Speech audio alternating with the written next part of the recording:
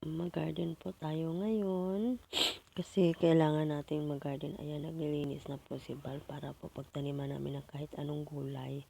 Kasi sa panahon ngayon, grabe talaga, ang mahal talaga ng gulay.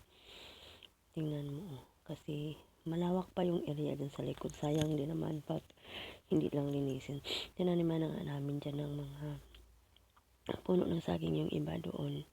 Tingnan nyo, ayan, yung dati pa na nililinis ni Val. Ngayon yan, kailangan yan itumbahin, tanggalin yan dyan para maglinis, para maging malawak, para mabuhay lahat ng mga gulay kasi maaarawan. Ayan, ang ganda pa. Di ba pagtaniman mo ng puno ng saging, kahit anong gulay, kasi sobrang mahal na ng gulay. Alam mo, kung may space lang din naman kayo, kailangan nyo talagang magtanim kahit papaano. Kasi wala rin namang mga hayop na kakain. Ayan, malinis na kasi buong araw na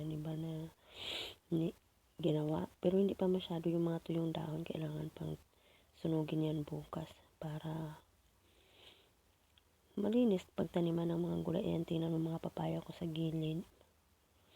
May mga ako dyan. May mga kamuting kahoy akong tanim.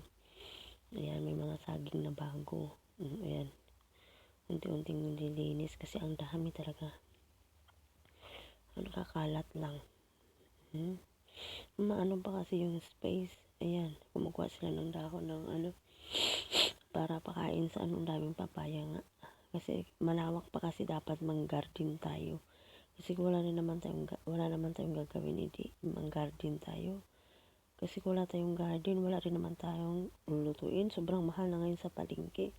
10 piso, 15 pesos na yung sitaw na 5 piraso. So, sobrang mahal. Lord.